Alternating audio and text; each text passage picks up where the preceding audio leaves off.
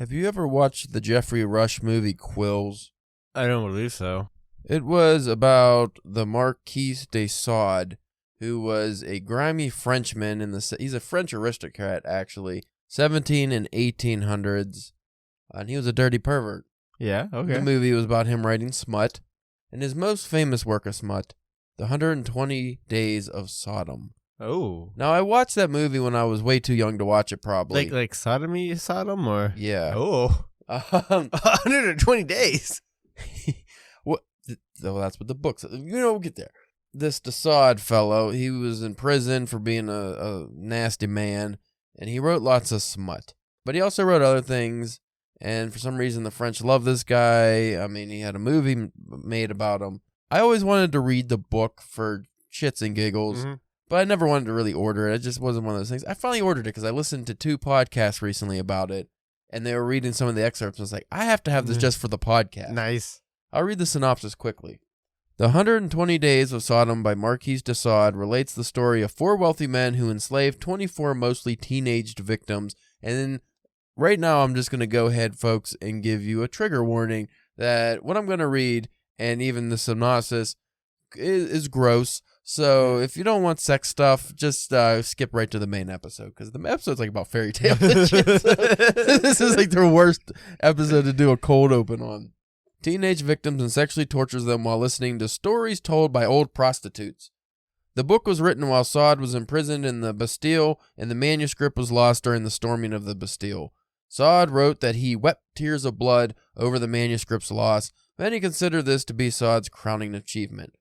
His manuscript, which he wrote in prison on a scroll with almost microscopic letters, like you need a magnifying glass to read it, because he didn't want the prisoners to, or the prison guards to catch him, hid the thing in a wall or something. Eventually, some rich guy bought it. There's a whole history of this thing, but, they thought it was lost to time because he became a famous writer, and then they're like, wait, he has a magnum opus that we don't know about? Long story short, someone eventually came across this in some art society or publishing company or something or other. I think they bought the rights to this book or sold. I want to say they bought the manuscript or sold the manuscript for like $10 million. Jesus. And that was probably in like the 90s. Just for some smut? For some smut, Spencer. But I got this book today in the mail. I ordered it, I think just yesterday or the day before. It was after I listened to that podcast. I opened it randomly, just randomly, and read the first page I came to. This is not hyperbole. You do good with those, though. Yeah, but I think this whole book is like this, so it probably only gets better. So on page 124 of my copy, Spencer, I'm going to read to you just some of the work of the Marquis de Sade. And I want you to compare this to James Joyce's fart letters. I think it'll be much more crass, maybe not as well written, but it's going to be grosser. This is only on the 6th day. We got 120 days. This is the 6th day. And apparently the story just gets grosser and worse as you read along. So I'm going to go ahead and read this, and I want your opinion afterward. Feel free to giggle. So saying, he stood up and guided me to the edge of the bed, upon which he installed me in such wise the upper half of my body rested on the bed. Then, seating himself on a very low stool, he found himself situated between my wide-flung legs and his head on a level with my ass. I don't know what the translator of this copy is, by the way. I don't know if they did it justice or they were extra crass, but this is nasty. It gets so bad. This is just what I found. Just randomly, this is so bad. He peers at me for another instant, then, deciding I am not yet adjusted as I ought to be, up he gets, fetches a cushion, fits it under my belly, thus arching my ass more sharply. He sits down again, examines, and goes about everything with the sang-froid and confidence of the seasoned and mature libertine. So far, he's really getting this positioning right. Meticulous. Very meticulous. A moment passes. A moment passes, then he grasps my 2 buttocks, spreads them, poses his open mouth upon the hole, fastens his lips hermetically to it. Like hermetically sealed. You're fucking gross. You're fucking gross. Why? He's like a vacuum. He's a Hoover. Sorry. A moment passes, then he grasps my 2 buttocks, spreads them, poses his open mouth upon the hole, fastens his lips hermetically to it, and immediately Pursuant to the signal he gives me, and in obedience to the considerable pressure that has built up within me, I unleash a booming fart, possibly the most explosive one he has received in all his life. It shoots down his gullet, and he backs away furious. Okay, you ready for the gross part? Oh, yeah. What the devil, he cries. So you are so bold as to fart into my mouth, are you? And he straightaway claps his mouth to my asshole again. I bet you won't do it again. You won't do that again. You don't got the go. Yes, Monsieur, I say as I release a second stifler. That's how I deal with gentlemen who kiss my ass. A stifler. That's what I'm going to call my fart from now on. I just stifled. Very well then, fart if you must, you little rascal. Since you can't help it, fart. I say fart as hard as you like and as often as you can. From this moment onward, I cast off all restraint. Nothing can express the urgency of my desire to give vent to the boisterous winds produced by the potion I had drunk earlier. Our man is thrilled by them. He receives some in his mouth, the others in his nostrils. After 15 minutes of this exercise, After 15 minutes of this exercise, he lies down upon the couch, draws me to him, his nose still wedged between my buttocks, orders me to frig him, and meanwhile continue a ceremony which gives rise to him to such exquisite pleasures. I fart, I frig, I manipulate a slack little prick neither much longer nor much thicker than my finger, but a dint of buffets, jerks, and farts the instrument finally stiffens. So he finally got a boner after all this. The augmentation of our gentleman's pleasures, the critical instance approach is announced by a new iniquity. It is now his tongue that provokes my farts. 'Tis his tongue that, like a flail, darts deep into my anus in order to stir up the winds. 'Tis against his tongue he wants me to blow those zephyrs. He becomes unreasonable. He is no longer in possession of his wits. All right, that's enough. Zephyrs. He brings about zephyrs from her behind. That is only one page of that. That is only on day 6. You know what I was just thinking, and this goes for the other fart fiction, like, them farts back then. They must have been rancid. They'd have to be, right? With the stuff people were eating and doing back then. But these were aristocrats, so still they were rich. Yeah, and the hair. Are we going to talk about there's some hairy bungholes back then because people didn't clean that stuff up until about 1988. Something, yeah. Is there anything else in here I should look up, Spencer? I just figured this was going to be the new opening top. Code open until... This is going to be one of those books I have to highlight everything. They're eating poop in this one. Coffee. Oh, don't drink the coffee. You know what happens after you drink the coffee. You know, this is a stupid book. I don't know why it's so well celebrated, but it is classic literature, so... Do you think you'll ever read it? It's going to be tough, but I definitely will peruse it from time to time. I don't think it's going to be a good book. That needs to be a shitter book. Just so you keep right in the bathroom. So when your phone's about to die or you forgot to grab something when you're go to take a shit, you got the Marquis De Sade. I feel like he would like that. The History of Literature podcast is what rekindled my desire to get this book because they just covered Jack Wilson, the host. He just covered the Marquis de Sade in the book, and then he did a second episode that was less gross where he covered the book. But some of the excerpts he read on there, it involved a bunch of teenage boys and a woman and the man, and it was so gross. It kind of made me not want to read it, but then I was like, what else could there be in there if that was the tame stuff he was able to get for air? Because his is like a nice podcast, not like this one. So we'll explore that in the future. Maybe from time to time we'll read excerpts from. Maybe we'll read the whole book this way. Cold opens for 4 years. Anyway, our actual episode is not about that stuff. It's gonna be about fairy tales, Spencer. They might fart in fairy tales. The Wicked Sisters do. See, fart in Cinderella's face or something. Everybody gets pink eye. Everybody always had pink eye back then, especially that guy. I wonder why.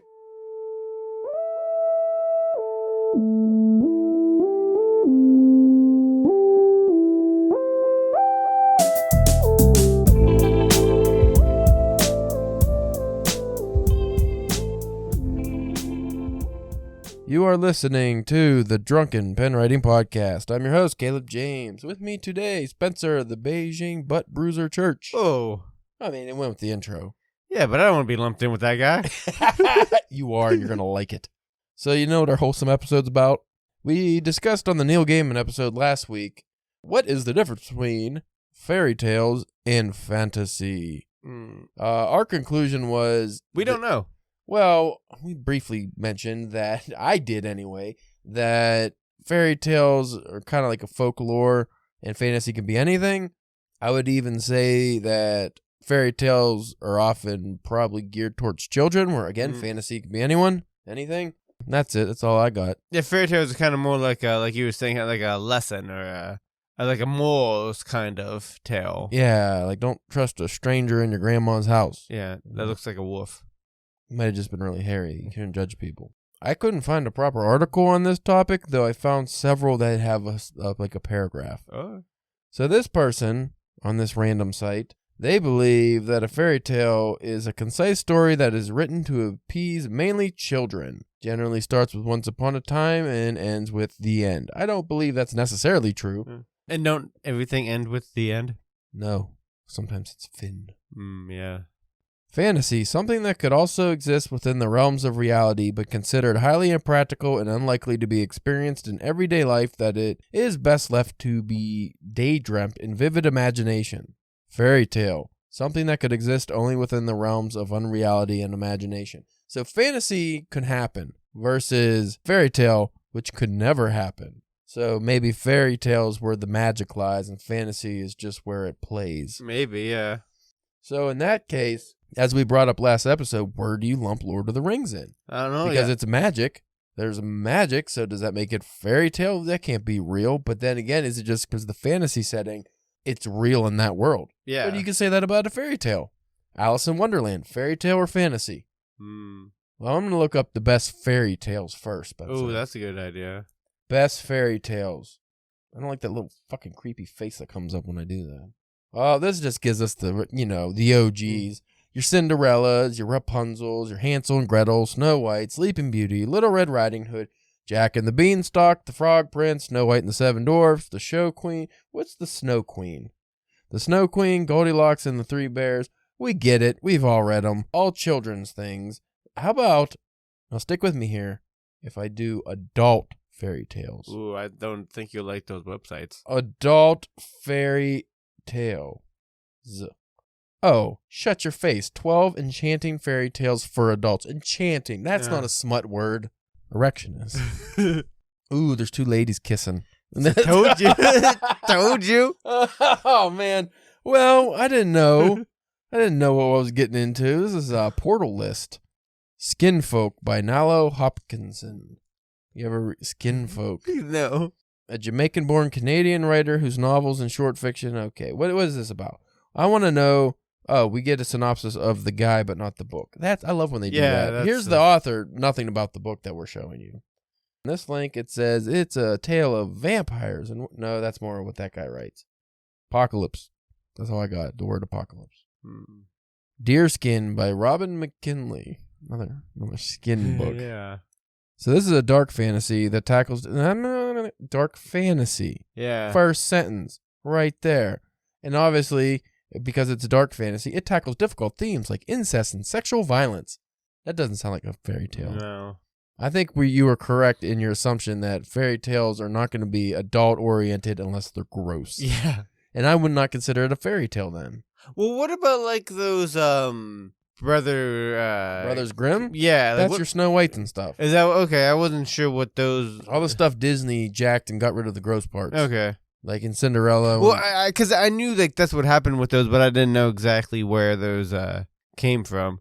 So like it was just those two that like came up with all those stories, the brothers. They went around traveling and picked up the stories from local folklore. Oh, okay. That's why a lot of them were so grim. Yeah. Not to be confused with their name.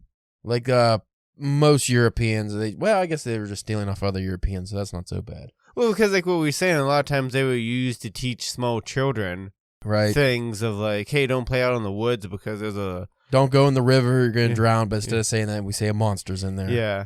Basically, it's just scare the children from doing something versus just telling them why they shouldn't do it. But also, like, scare them with things that don't exist instead of scaring them with the actual things that could murder them. Like, yeah. Why are you so loud now, Spencer? What? One episode, you're fucking too loud. The other episode, you know what? I'm getting sick of you. I think you need to be AI generated. Your knobs go up and down. It's just like 1 week you can't hear you, the other week you're... It was the fat stuff that made it. Was got you all around. Got my knobs going. This is a fucking terrible topic. I can't find anything of sustenance here. Gulliver's Travels, that's a fairy tale, right?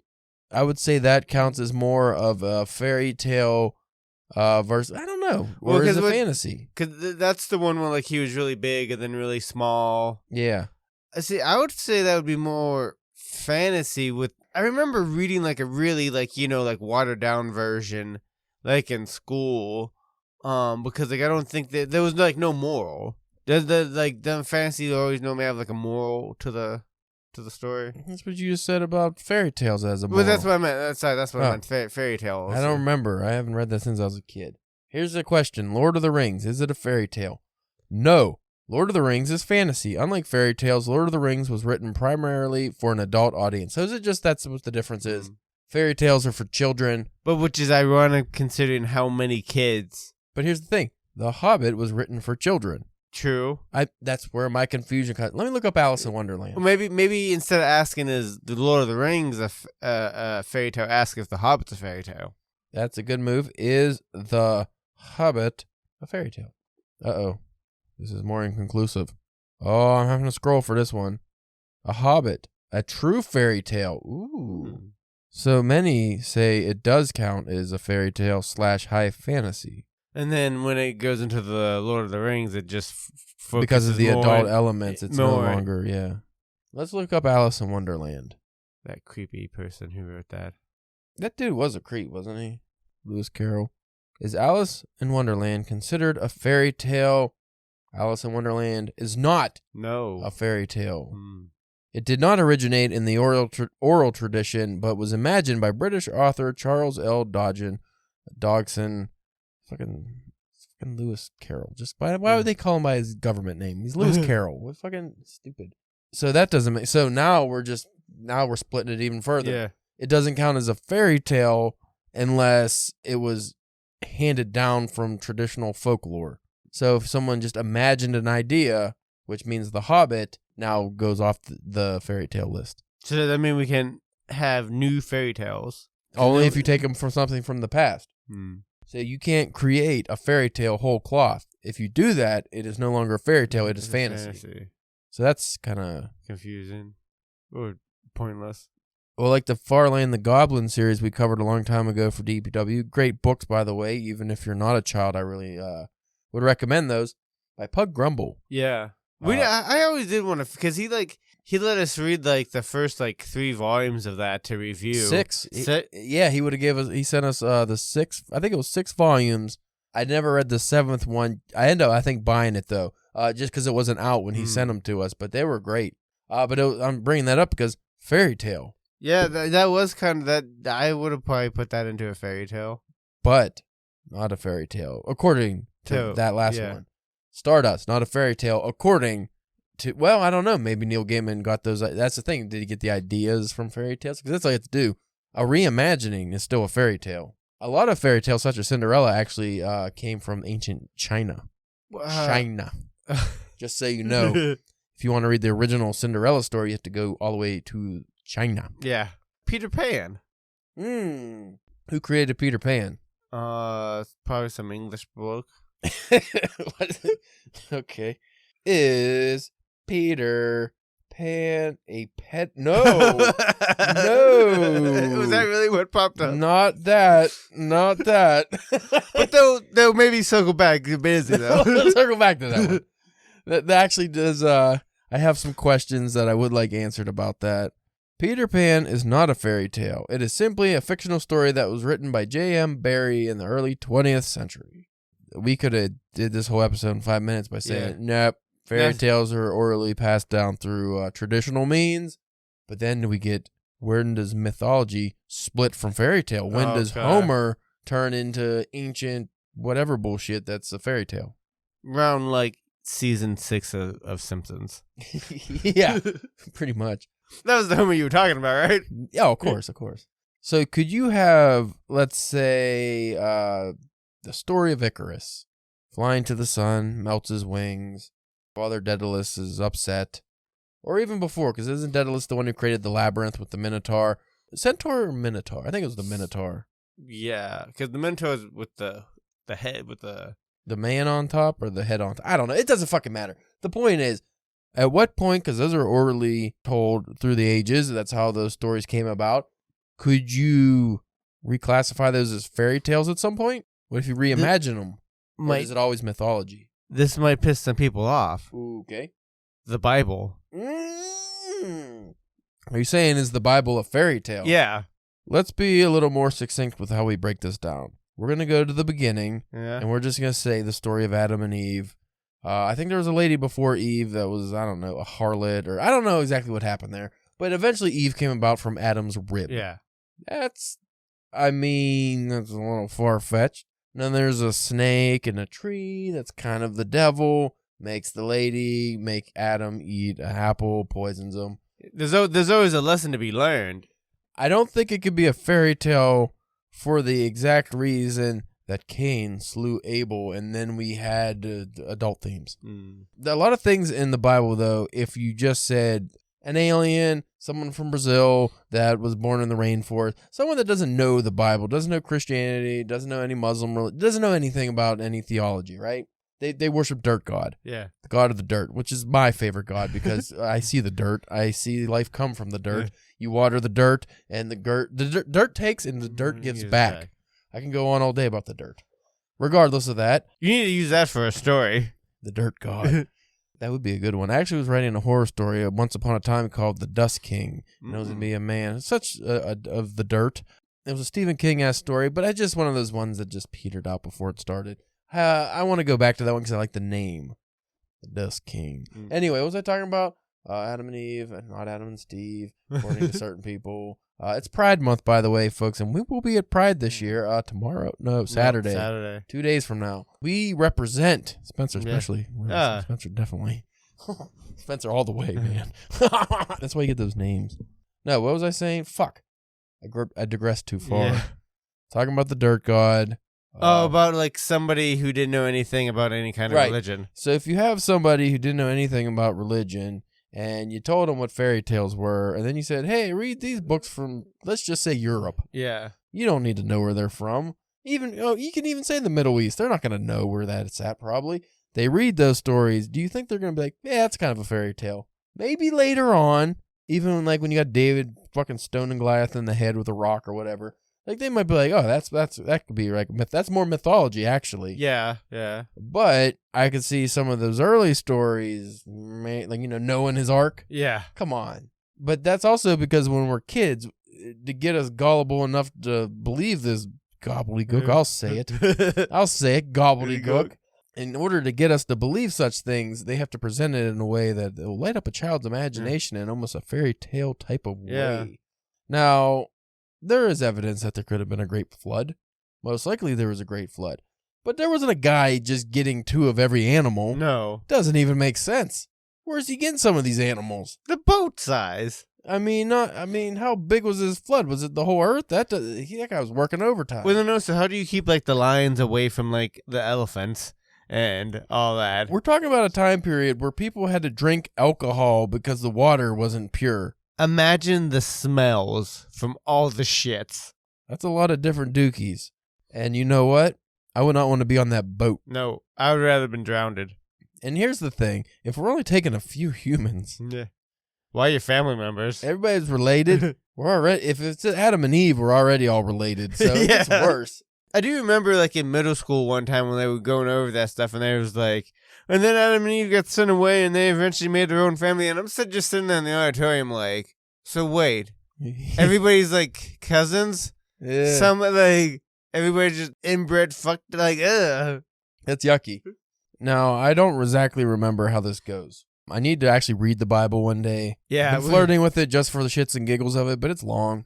Oh, and there's the thous and these and thou nots. That stuff doesn't bother me so much anymore. I read Alan Moore. Yeah, but, fair. There's like chapters that are written like that, by the way. So anyway, in the Bible, from my understanding, it wasn't just Adam and Eve.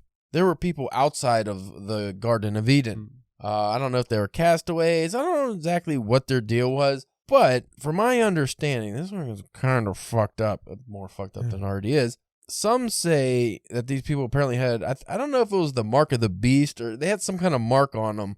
And basically what some theologists believe is that they were just black people. So it was probably outside of Eden, which I would imagine would be in the Mesopotamia area. But Mesopotamia? I'm not saying that right. They're close enough. Around the Babylon area. It would be just straight Africa. Yeah. So what are we doing here, Bible? Who wrote the Bible?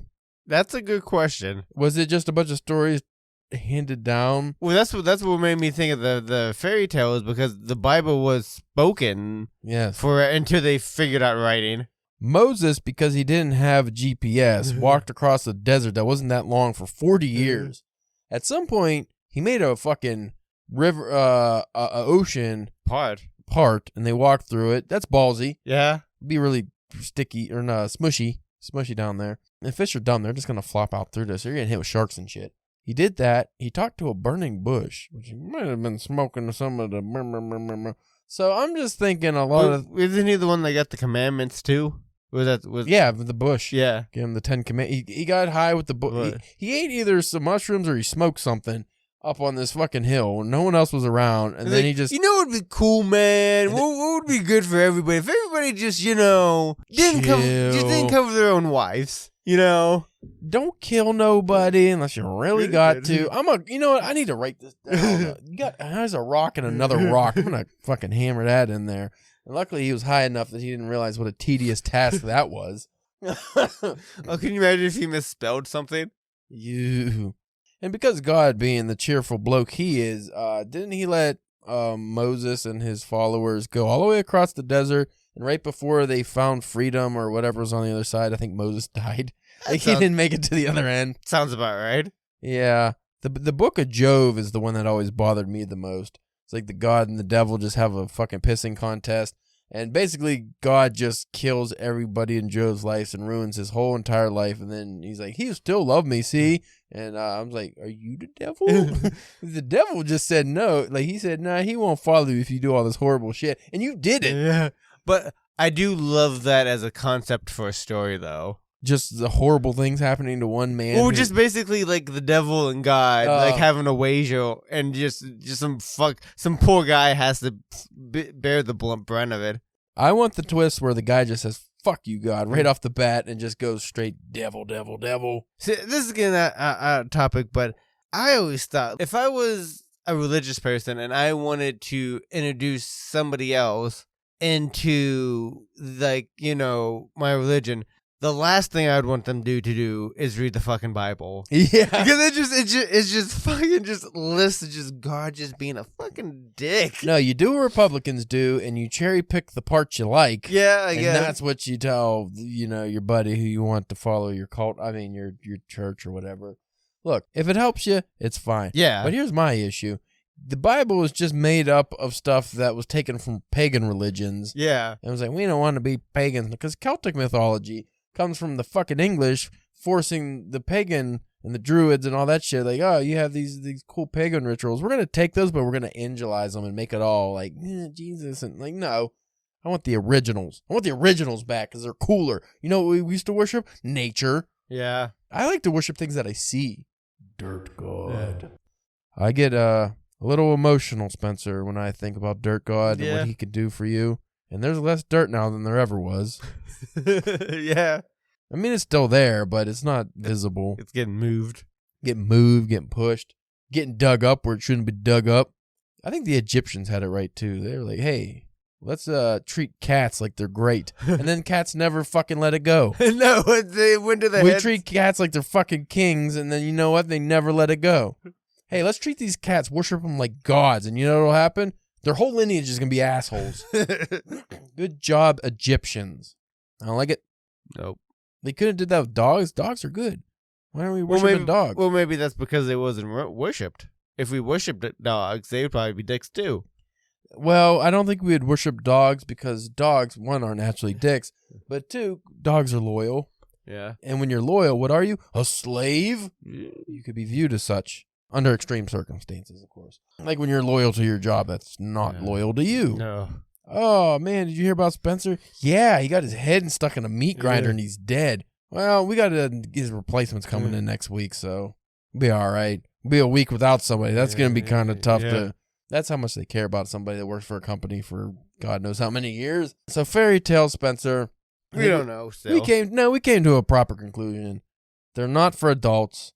As you said, they have some kind of moral or theme that, there's a resolution, mainly just like, hey, kids, don't go in the dark woods. Always be afraid of things with teeth. I would add, don't go into any clergyman's house. Yeah. If I was writing a fairy tale for kids, it'd be don't go into the clergyman's house, no priests, no bishops, none of that stuff. Stay away. But back then, it was kind of the opposite. They're like, yeah, go in there. Yeah. They'll keep you safe. Yeah. And it turns out those were the monsters all along. What else? Fantasies, just anything else. Pretty much. Mainly adult, not mainly adult-oriented, but it is adult-oriented. And according to Spencer Church, solid as can be on this, full conviction that the Bible is a fairy tale. That's Spencer's belief, and he's sticking to it 100%. And if you don't like it, you can move to... I don't know. I couldn't think of somewhere. You know what always irritates me? I guess we got a couple minutes to kill here. I'm just going to... A little bit of a rant, Spencer. Gonna ramble? I might have even done this rant on here before. I don't know, but it's always fun to reiterate. You know what? If that Ron DeSantis becomes president or that Biden gets elected again or blah, blah, blah, I'm fucking moving to Canada. Yeah. And then it's like, you don't like this country? Why don't you just go to Venezuela? Why don't you go to the fucking heart of the cartel, Mexico? Why don't you just move to North Korea? Why is it always some third world fucking dump that you want us to move to? Because, we don't like America. Why can't it be somewhere good? Yeah. Because you can only compare America to a fucking third world dump? Is that what's happening?